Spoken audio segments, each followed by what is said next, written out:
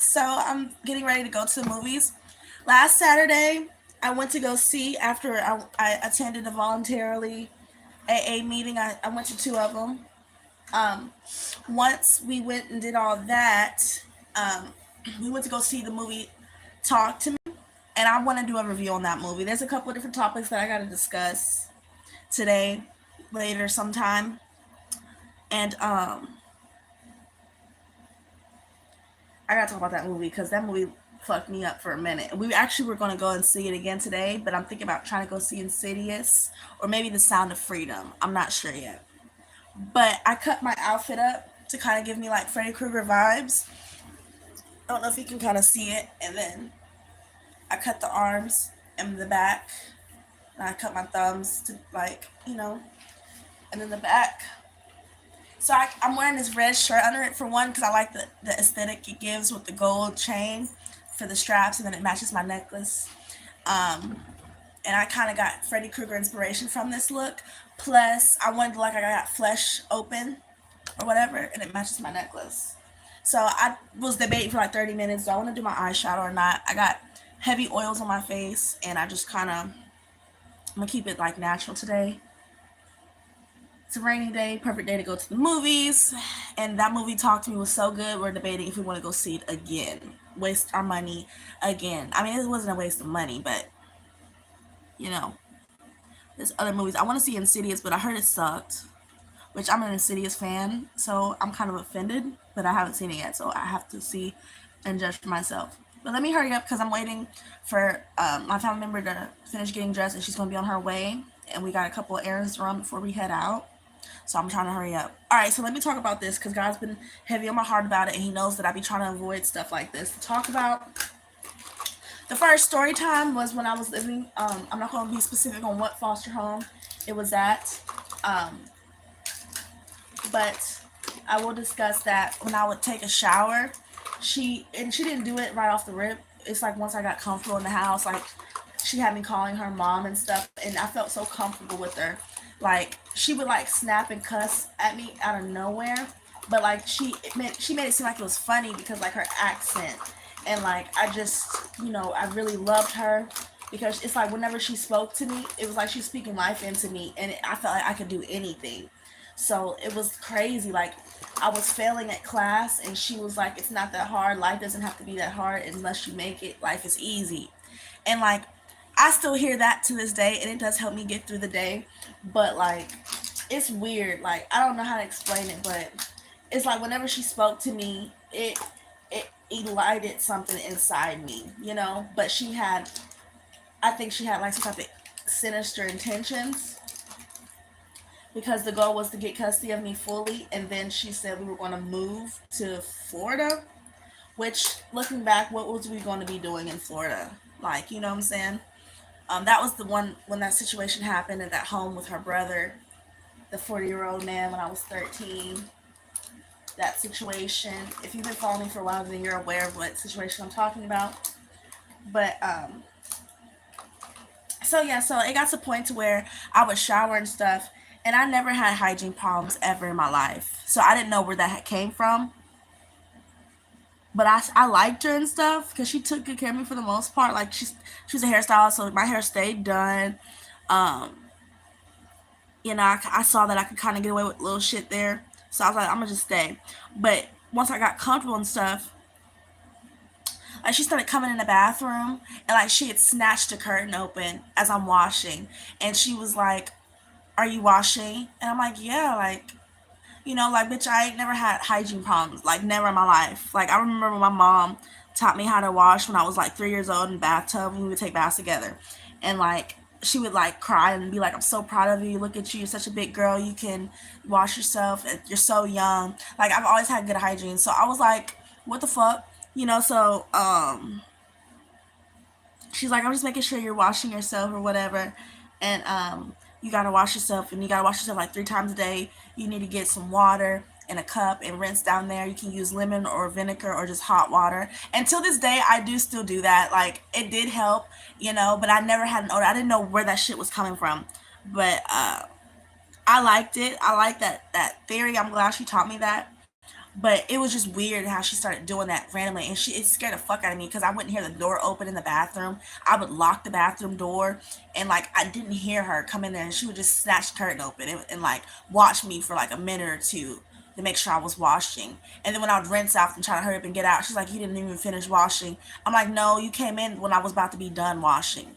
And so she would make me wash again and watch me halfway through, and then she'll leave.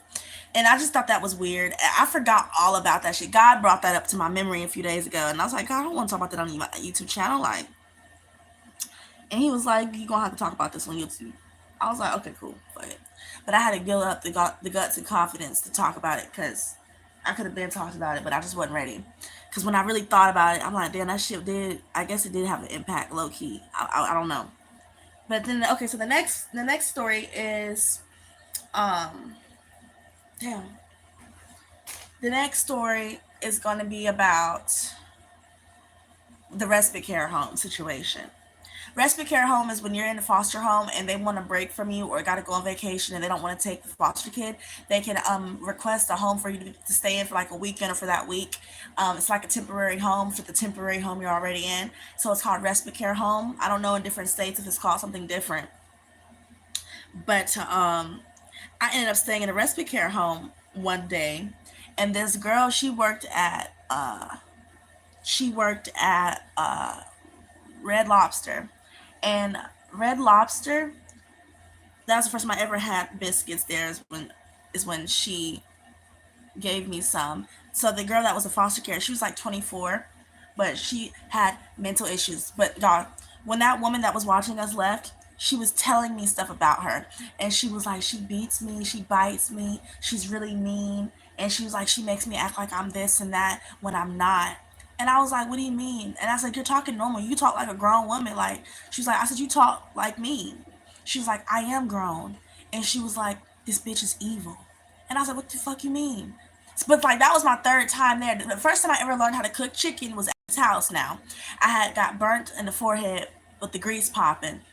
I caught myself trying to fry some chicken because I wanted some chicken. I ended up getting real sick because I didn't know what I was doing. The foster mama she just sat there and watched me. But it was kind of funny though. But I was terrified too. So this is like the second night that I spent the night this happened, like, or the second time I had to come to that home or whatever. So I was like, all right, well, let me see. And all of a sudden, the foster mom, she just snapped. Like I saw her change from like cool as fuck. I'm thinking that girl tripping. I see why they say she got problems. To now I'm like, and the woman didn't know because we're not allowed to have phones and defects. So I stay with phones. So I was like, bitch, I'm ready to call 911 whenever it's down.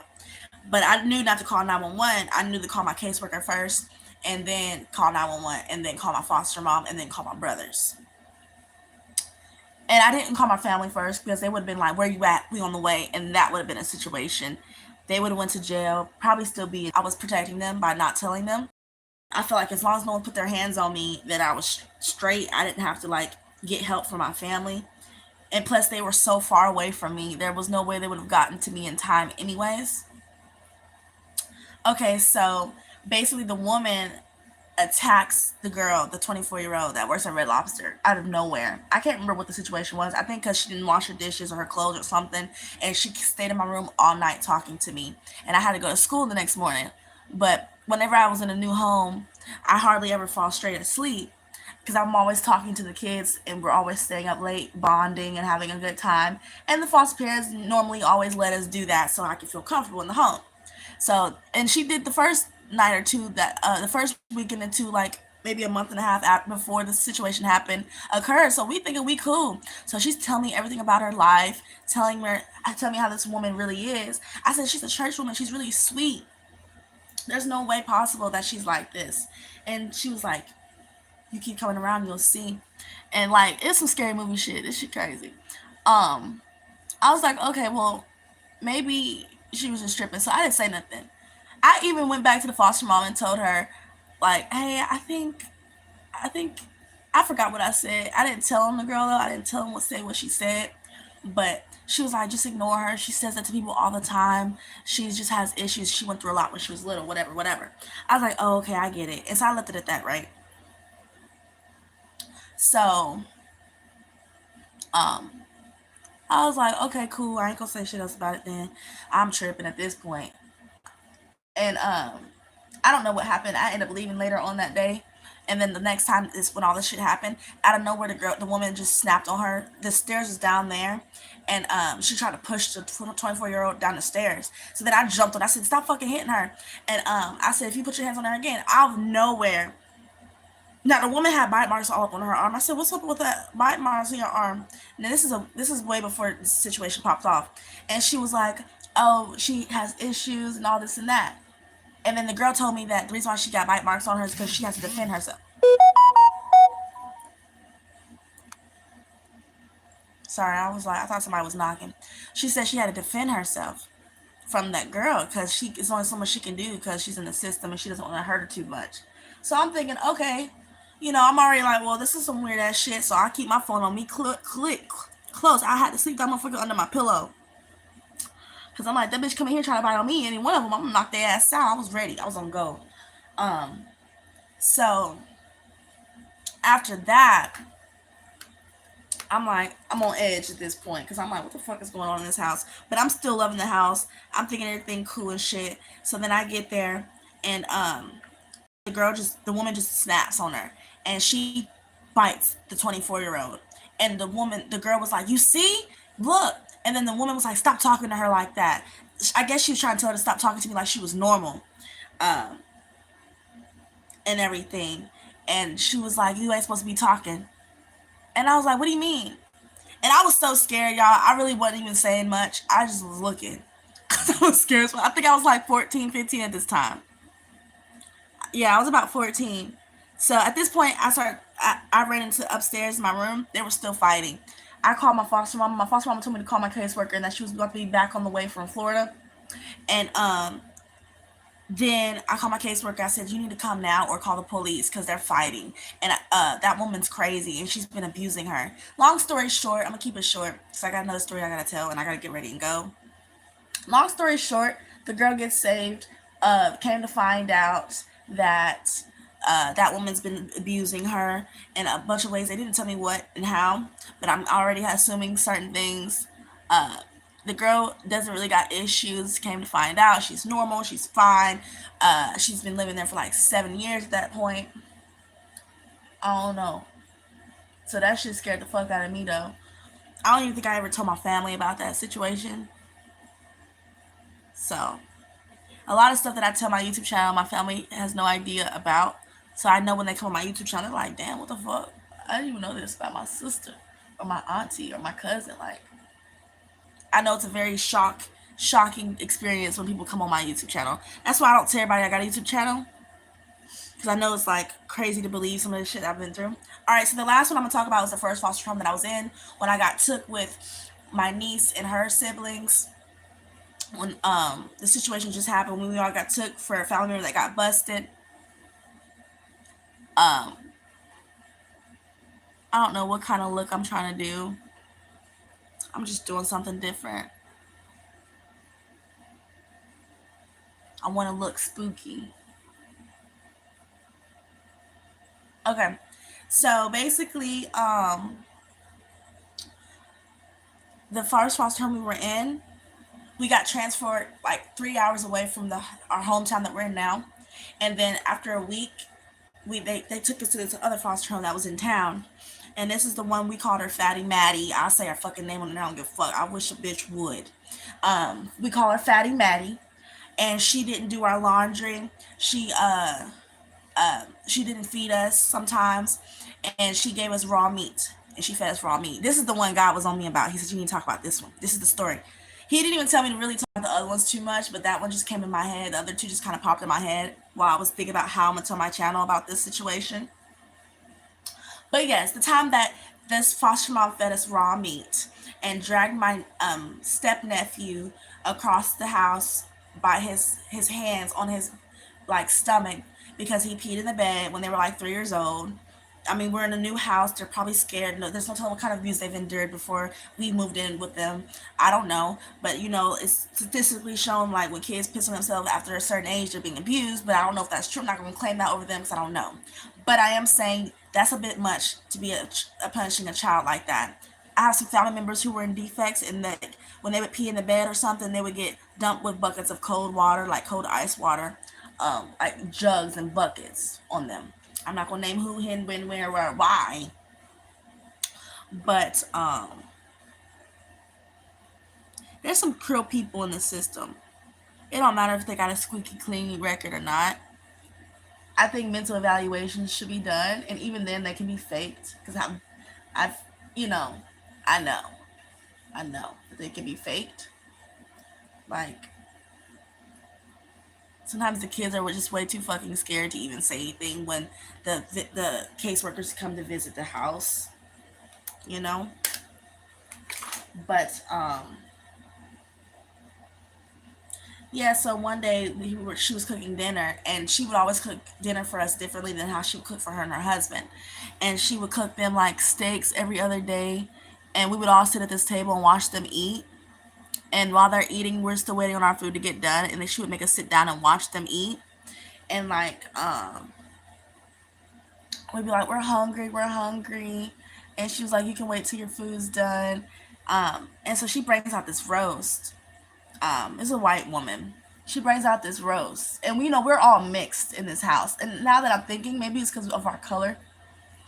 There was this one weird guy there. I think if I would have had to stay there longer, I think he would have tried something weird with me because of how he was looking at me and stuff. And he was too old to be living in that house, and being around all those kids. He was very weird. He came in our room a couple times to wake us up, and he wasn't the dad or her husband. He came in our room to wake us up, and he'd be like, "Good morning, beautiful," but he would only say it to me though. And then he was like, "You look really tall for your age." I was like 12 or 13 at the time, and I was like, "Thank you." But I knew I had to watch his ass. I knew it after that moment. I knew I had to watch him. Um, I knew it. And so I was miserable at that point. My first year of middle school, my first week of middle school was like fucking hell because of getting took away. And my whole middle school life was awful. My acne was awful. My confidence was awful. I just hated life. I hated myself, but I still managed to smile and do what I love, sing, and never let no one take my confidence down. But let me go back to the story. So basically, this one particular time they were eating steak and they were cutting it, and she was sitting down and she was cutting the steak and she was looking at me, and she fucking hated my guts because I didn't give a fuck. So so she was like, I was like, "I want some steak. I like steak. My mom used to cook T-bone steak for us. Like I knew what kind of steak it was and everything, And she was like, "Oh, you can't eat this with us. Y'all can't eat this with us." Um, and like they were so mean to us. They didn't do our laundry, and I was like, "Can you do our laundry? Can I do my own laundry? I know how to do my own laundry." She's like, "No, you're not getting your laundry done today or tomorrow." So then what I did was one time I took a shower and I went in her room with a towel on, and I put her big ass nightgown on, and I walked around, and then she looked at me and she was like, "I'll wash your clothes." Like, bitch, I will beat your big ass. Like, don't play with me. And like one time I grabbed a lotion and I was like, "High five." She thought she was about to get a high five from me. And I switched hands and the lotion splattered all over her bitch ass. Like, I was mean as fuck. I didn't give a fuck. Like, bitch, don't play with me. Like, don't play with me. You thought she was sweet, didn't you? I got that ass, bitch. I got that ass. But I felt like I did something. I was so young. I didn't know. I didn't do shit. I wasn't doing nothing. But I thought me doing that little prank was something. It's the first prank I ever done on somebody. I thought I was doing something. And to this day, I still think about it and laugh. And she was like, "I'll do your laundry." But so the roast comes out, and it had like, she tried, like, bitch didn't try at all. Like, she did that on purpose. Like, it still had blood coming around the little dish that was coming out the oven, and it had like little carrots and shit on there. And like, she cut us this small ass portion, like, of food on the plate. And my big ass, I'm like, "Bitch, I don't need a plate." Like, we grew up from like a black household. Like, we used to eat real like soul food, like black plates. Bitch, if you don't fill my damn plate up, this bitch gave us raw meat. And she was like, "Y'all gonna eat this?" I said, "But it's not cooked." My niece's sister was like, "The food's not cooked." and they like pushed the plate. My bad ass, I threw the motherfucker on the floor, and um, she was like, I was so mean back then. She was like, pick it up. I picked it up and I said my bad, but I said, can I just put it in the oven a little longer? She was like, yeah, sure. So then she puts the roast that was cut on back in the oven for like 5 minutes, and she takes it out, and it's raw as fuck. Like the outside's done, the inside is not done, and we couldn't eat it. Like we tried to take a bite, like it was raw as fuck, and we was not gonna eat that. And so she's like, it's done. And I was like, no, it's not. Y'all steak is well done. Like, I knew the difference of well done, medium rare. Like, I was smart as fuck. I said, that's well done steak. I said, we want our food like that too. She's like, well, you're not about to have the food that we have. She's like, you can eat that or you can starve. So we were so hungry, we didn't eat. We were so fucking hungry. We went in the room and, like, this is so embarrassing. We were eating like hot sauce because we were hungry as fuck. Like I carry a bottle of hot sauce with me everywhere I go. Like I haven't recently, but I usually do. Like I love hot sauce. I eat hot sauce on like everything. And so like we were eating hot sauce um because we were so fucking hungry. And we had to wait till we went to school to eat. And we had told their mom, my niece's mom, about it. And you know, it was really bad. Imagine, visitations and stuff. And they would just be screaming and crying, being abused, being dragged for like peeing in the bed. It was really, really bad. Um, it was crazy.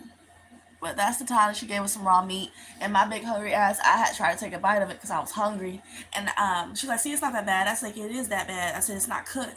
And then I threw it on the floor again. And I said, fuck it. And I got up. And so that was that. But yeah, I just need to share that story. I didn't want to because it's kind of like low key embarrassing as fuck that I had to eat hot sauce for like a few days. She didn't do our laundry. Like a couple of days, we went to school with like the same dirty clothes. Even though I showered every night, kids are dirty. Like we need to wash our asses like every fucking day. I'm surprised she let us. Um, I'm surprised she let us even shower. I don't think she wanted us to even shower. I think she was racist. Now that I recall everything, I think she was racist. Um, I don't think she liked black kids and mixed kids. I think they didn't like that at all. And one of the little girls that was like related to them that lived beside us, something wasn't right with her. Like I don't know what it was, but like I said, that weird ass man, it was some weird shit going on. I don't know, but I just need to talk about it. I guess spread awareness. Maybe I learned something new about what respite care homes mean. That term, I changed the law for it to now. I forgot what it was that I changed the law legally in the state of Georgia, but y'all can do y'all's research and find it. I don't know if my name will be on it, but I did make I did change the laws after that respite care home situation. That girl was low key being held hostage against her will, being forced to work, and probably forced to do all kinds of abusive things and act like she had a mental problem just so this woman could get a couple of dollars from foster care. I think that woman, she ended up going to jail. And after that, my foster mom was like, I'll never leave you with another person again. Um, this is why I feel like she really liked me. This is the one that kept coming in the shower and stuff. That's why I feel like she really did love me. She had love for me, but I don't know if it was like ulterior motives behind it or not. But she was like, for now on, I'll just leave you with my family, but don't tell defects. I was really cool as fuck as a foster kid. So like every foster mom was in, most of them broke the rules.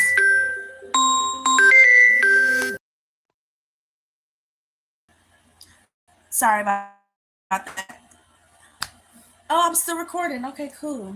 Well, I did not get answer phone calls and be live. I just had kind of attitude. I'm like, girl, I told you to text me when you're outside. Don't call me. Because sometimes it'll knock me out with what I'm doing. But yeah, it happened. It's over. I made it. I refuse to let anything break me or bring me down. So, fuck Fatty Maddie.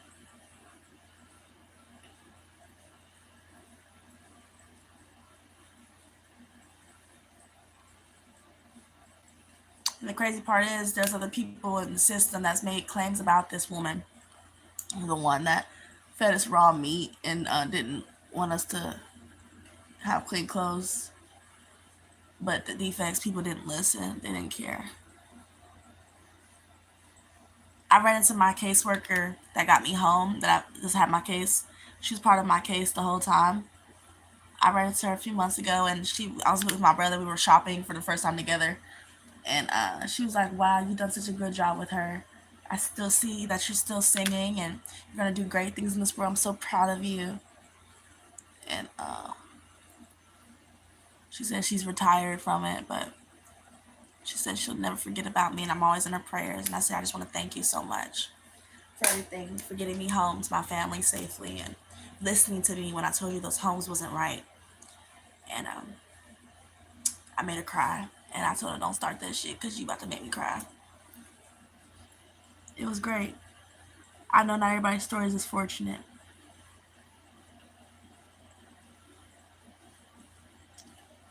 She's outside. I'm trying to hurry up. It don't take this long to do eye makeup, but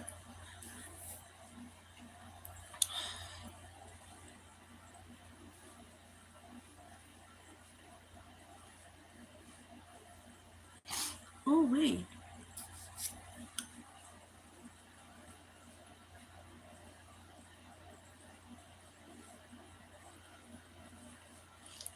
Okay. All right. I'll do my mascara in her car. All right, guys. Well, that's it. That's it for now. So I love you all. I'm about to hit this with a makeup wipe up under my eyes. I hope you guys like this look. Um, I might gotta hit this with some lashes too to finish this look out. But I love you guys. Thank you for listening to my story, my life. We are overcomers on this channel. We don't give up on our dreams. We don't let the world bring us down. We learn from it and we keep going. Have a good day. Have a good rest of your weekend. Mwah. Stay tuned and stay blessed.